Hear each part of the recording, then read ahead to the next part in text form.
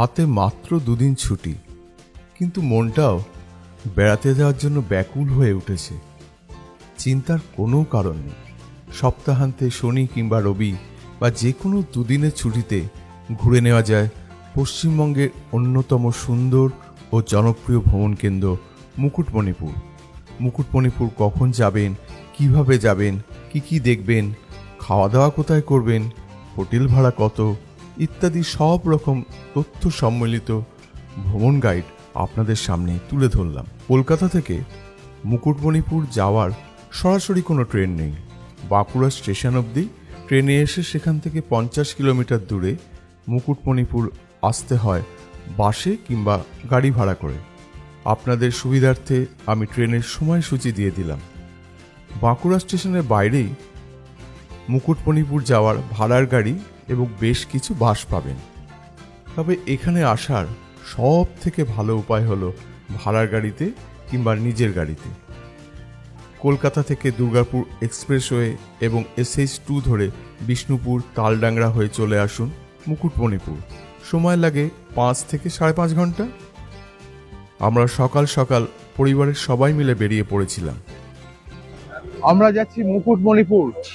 সকাল সকাল ভোর 5টায় বাড়ি থেকে বেরিয়ে পড়েছি। এখন এসেছি বনলতা যে হোটেল আছে তার এখানে যে চায়ের দোকান থেকে একটু চা খেয়ে গলা ভিজিয়ে নিচ্ছি।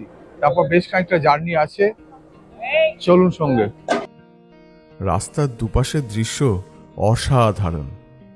এখান থেকে মুকুটমণিপুরের দূরত্ব মাত্র 45 কিলোমিটার। মুকুটমণিপুরে থাকার বেশ কিছু সরকারি ও বেসরকারি হোটেল আছে। সেই সব হোটেলের বুকিংয়ের তথ্য এবং রুম রেন্ট এবং হোটেলের ঘর নিয়ে পরে বিস্তারিত আলোচনা করব। 1956 সালে কুমারী ও কংসাবতী নদীর মিলনস্থলে গড়ে ওঠা বাঁধ এবং বিশাল জলাধারটি জলসেচের পাশাপাশি পর্যটন মানচিত্রে বিশেষ জায়গা করে নিয়েছে। আমরা পৌঁছে গেছি মুকুটমণিপুর। হোটেলে পৌঁছে ফ্রেশ হয়ে আগে এখানকার সেরা আকর্ষণ বোটিংটা করে নিতে হবে।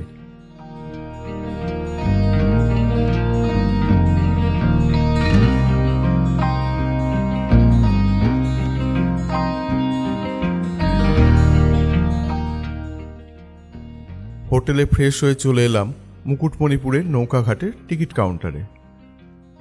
এই মুকুটমণিপুরে এখান থেকে বোটিং হয়, পরপর বোট দাঁড়িয়ে আছে। আর টিকিট কাউন্টার এখানেও আছে, আর ওইখানে যেটা দেখালাম ওখানেও আছে। আর এইখানে হচ্ছে পিকনিক হয়। দেখুন কত গাড়ি এসছে আর কত লোক। মুকুটমণিপুরে এই যে বোটিং হয়, এখানে বোটিং দুরকম বোটিং হয়। এক হচ্ছে 50 টাকার একটা বোটিং হয়, সেটা হাতে টানা নৌকো, খানিকটা ঘুরিয়ে আসবে 8 ঘন্টার জন্য। আর একটা বোটিং হয় 200 টাকা। সেই 200 টাকাতে আপনাকে ওই যে দুটো নদীর মিলনস্থল আছে, পরেশনাথ শিব মন্দির, তারপরে Musafirana view point, deer park, এগুলো সব ঘুরিয়ে আনবে।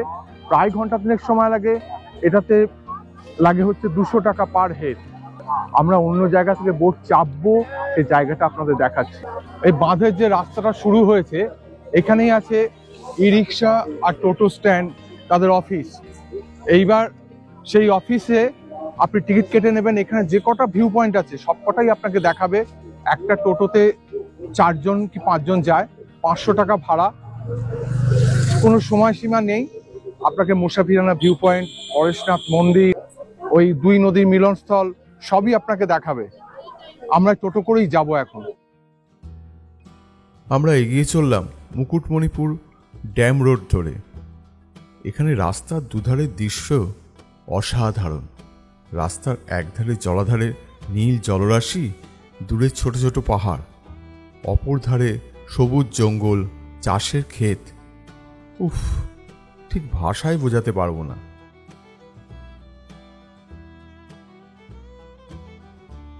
যেতে যেতে রাস্তায় একবার দাঁড়িয়ে পড়লাম, যেন পটে আঁকা ছবি।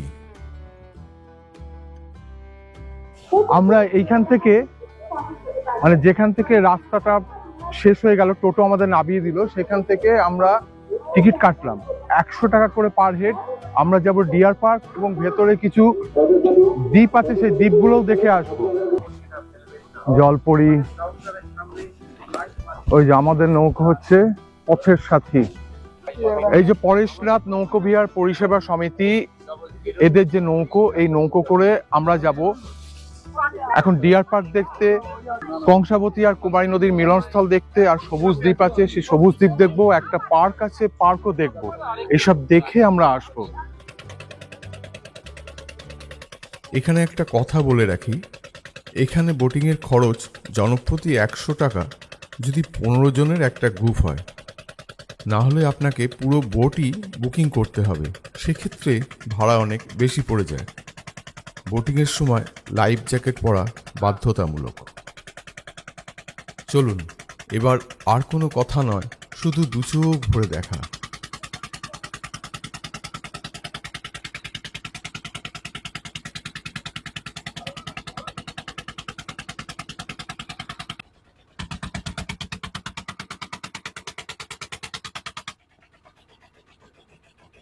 নৌকো করে চলে এলাম ডিয়ার পার্ক দেখতে আর সোনার বাংলা পার্ক দেখতে। এইখান থেকে আমাদের ভ্যানও চাপতে হবে, ভ্যানও চেপেই আমরা যাব। নৌকো ঘাট থেকে ডিয়ার পার্ক আর সোনার বাংলা পার্ক এটা দেখার জন্য পার হেড ভাড়া পড়ে 40 টাকা করে ভ্যানোতে। আমরা 7 জন ছিলাম, আমাদের পড়লো একসঙ্গে 320 টাকা রিজার্ভ গাড়ি। ভ্যানো করে প্রায় 1 কিলোমিটার রাস্তা পাড়ি দিয়ে পৌঁছতে হয় ডিয়ার পার্ক। এই বনপুকুরিয়া ডিয়ার পার্কে এসছে, এই দেখুন হরিণ পাতা খেতে চলে এসছে, ডাকলেই চলে আসে এরা। তবে 8টার সময় আর 4টের সময় এলে এই সময় হরিণদের খেতে দেওয়া হয়, একটু হরিণদের খেতে দেওয়া হয়, তখন কিন্তু প্রচুর হরিণ দেখতে পাওয়া যায়।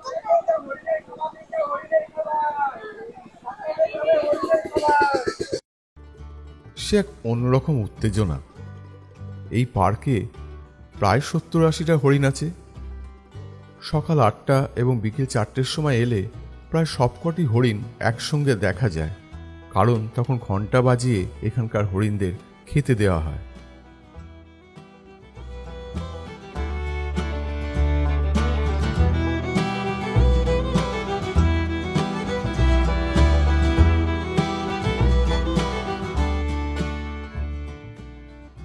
এরপর আমরা এলাম সোনার বাংলা নামে ছোট্ট একটা নেচার পার্কে। বনপুকুরিয়া ডিয়ার পার্ক দেখে আমরা চলে এসেছি সোনার বাংলা পার্কে। 10 টাকা করে এন্ট্রি ফিস দিয়ে আমরা ঢুকেছি। এখানে বেশ সুন্দর সাজানো একটা পার্ক আছে আর অনেক পাখি আছে, কতটা দেখাতে পারবো আমি জানি না, কারণ সব পাখি হচ্ছে খাঁচার ভেতরে। পার্কটা ছোট হলেও কিন্তু বেশ সুন্দর, অনেক গাছপালা আর বেশ কিছু পশু পাখি আছে। কেমন লাগছে রে রূপু? খুব বাজে। মানে কি, কত বয়স এখন? ছোট হয়ে গেছিস একেবারে? কত বয়স এখন? 5 বছর।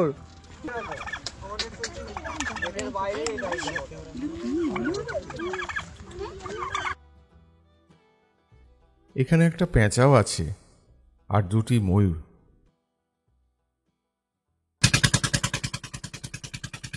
এবার আমরা বোটে করে সবুজ দ্বীপ দেখব, তারপর দেখব কুমারী ও কংসাবতী নদীর মিলনস্থল।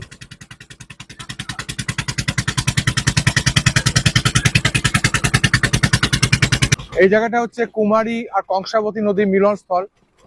ওই যে দিকটা ওইটা হচ্ছে কুমারী নদী আর এই হচ্ছে কংসাবতী নদী, এইটা হচ্ছে মিলনস্থল। এই নৌকো করে এলেই কিন্তু এই জায়গাটা ভালোভাবে দেখা যায়।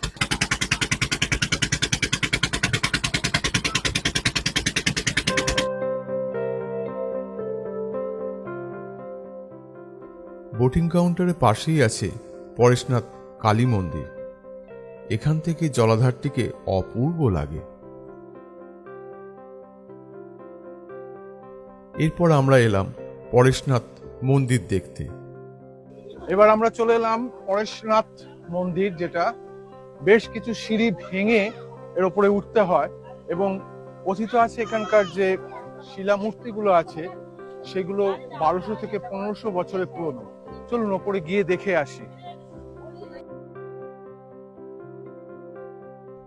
এইখানে শিবরাত্রির সময় প্রচুর দর্শনার্থীর সমাগম হয়।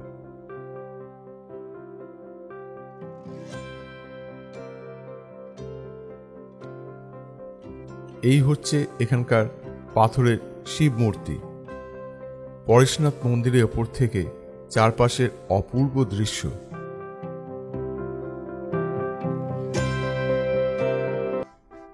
এরপর আমাদের গন্তব্য মুসাফিরানা ভিউ পয়েন্ট, যার প্রবেশ মূল্য জনপ্রতি 10 টাকা। মুকুটমণিপুরে একটি অন্যতম সেরা দর্শনীয় স্থান এটি। ভেতরে সুন্দর সব বসার জায়গা আছে।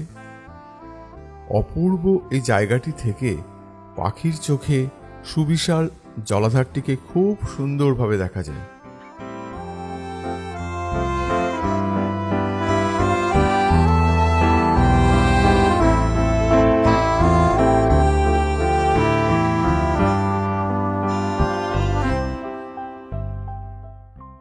ভেতরে একটা সুন্দর পার্কও আছে। মুসাফিরানা ভিউ পয়েন্টে এখানে একটা ওয়াচ টাওয়ার আছে। চলুন ওয়াচ টাওয়ার উপর থেকে ভিউটা দেখে আসি। এই হচ্ছে ওয়াচ টাওয়ার। ওয়াচ টাওয়ারের ওপর থেকে চারিদিকে দৃশ্য।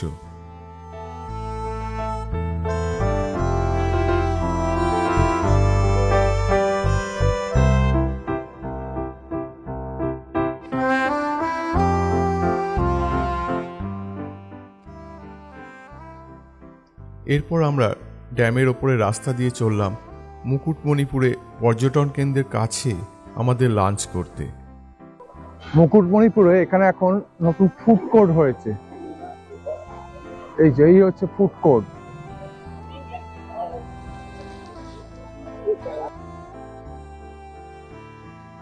ফুড কোর্টের ভেতরে অনেকগুলি সাজানো গোছানো রেস্টুরেন্ট আছে, যেখানে আপনি খাওয়া দাওয়া করতে পারেন। জায়গাটা বেশ বড়। এছাড়াও রাস্তার ধারে প্রচুর খাবার রেস্টুরেন্ট আছে, সেখানেও খাওয়া দাওয়া করতে পারেন।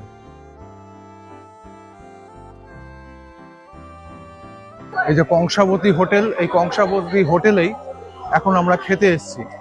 আমরা মুকুটমণিপুর এসে এখানে কংসাবতী হোটেল, ঠিক ড্যামের উল্টো দিকে এই কংসাবতী হোটেলে খেতে এসেছি। এখানে নিরামিষ থালি হচ্ছে 60 টাকা, আমরা ফিশ থালি নিয়েছি 90 টাকা। ফিশ থালিতে আছে ভাত, ডাল, আলু পোস্ত, এখানে বাঁধাকপির তরকারি, মাছ আছে, এরপর চাটনি আছে। এই হচ্ছে 90 টাকা প্লেট। খাই, একটু খেয়ে দেখি, আলু পোস্তটাই একটু খেয়ে দেখি।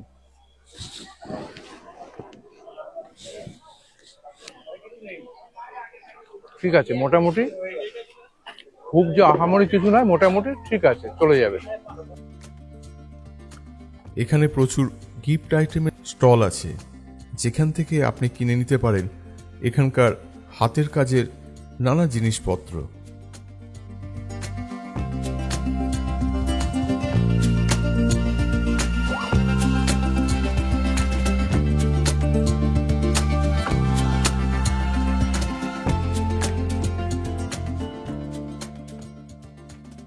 এটা হচ্ছে মুকুটমণিপুর শিশু উদ্যান।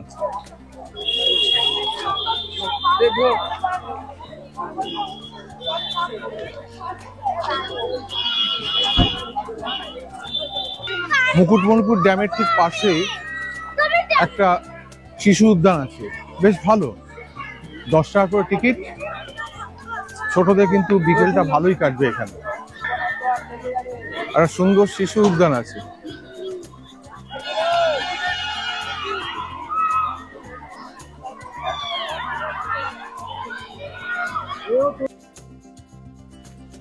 এবার শিশু উদ্যানের পাশেই বাঁধের ওপর একটু হেঁটে ঘুরে বেড়ান, বেশ ভালো লাগবে।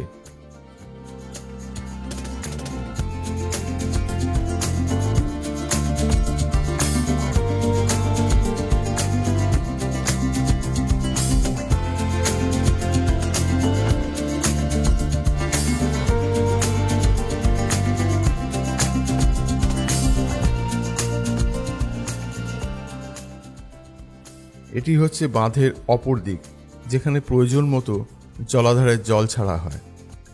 বিকেলবেলা কাটিয়ে দিন বাঁধের ওপর এই রাস্তায়। এই রাস্তায় কোনো রকম গাড়ি চলাচল নিষিদ্ধ, তাই এখানে নিশ্চিন্তে হাঁটাচলা করতে পারেন। এখানে আছে বাচ্চাদের খেলার রকমারি আয়োজন। খুব সুন্দর এই রাস্তাটি। চলুন এবার ড্যামের একদম কাছাকাছি কিছু হোটেল আপনাদের দেখিয়ে নিয়ে আসি।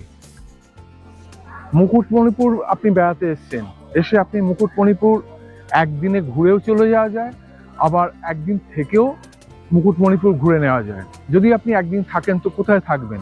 মুকুটমণিপুর থাকার সব থেকে ভালো অপশন হচ্ছে এই যুব আবাস।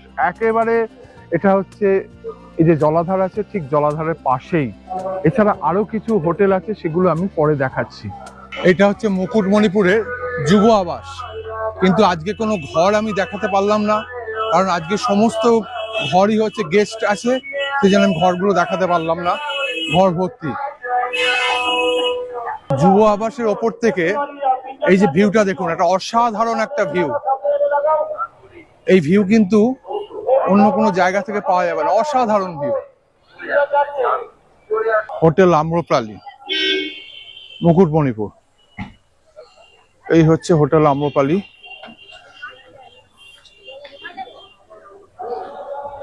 মুকুটমণিপুরে হোটেল আম্রপালির এই হচ্ছে, এটা একটা ডবল বেডের রুম, এসি রুম, 2000 টাকা। এই হচ্ছে একটা ডবল বেড। এইখানে একটা আয়না আছে, একটা ওয়ার্ডরোব আছে, এই একখানা টেবিল চেয়ার আছে, আর এইখানে দেখাচ্ছি আর টিভি আছে, এলইডি টিভি। আর এই হচ্ছে এর বাথরুম, সামনে একটা বেসিনও আছে, ওয়েস্টার্ন প্যাটার্নের বাথরুম,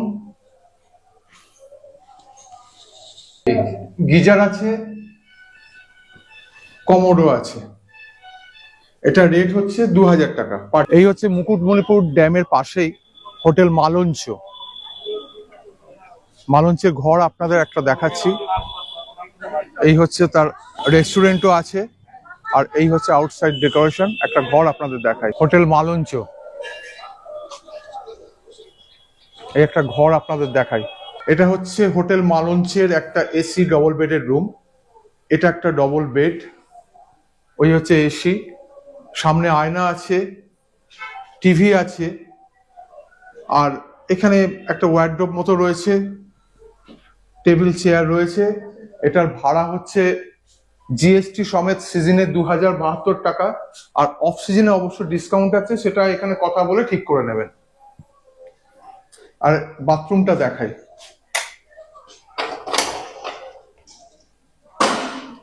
এই হচ্ছে বাথরুম, ওয়েস্টার্ন প্যাটার্নের বাথরুম। বাঁধের ওপর এখানকার সূর্যাস্তের দৃশ্যটা অসাধারণ। এটি দেখতে কিন্তু ভুলবেন না।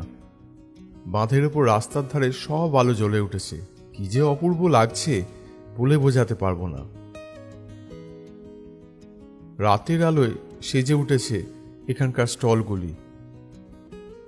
এবার আর দেরি নয়, রাতে হোটেলে ফিরে খাওয়া দাওয়া সেরে ঘুম।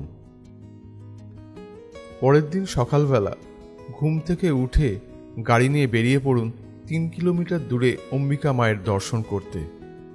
যদি ইচ্ছে হয় পুজোও দিতে পারেন।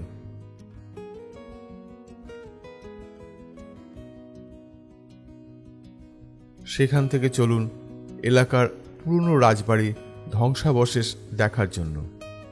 রাজবাড়ি এখন শুধুই ধ্বংসাবশেষ।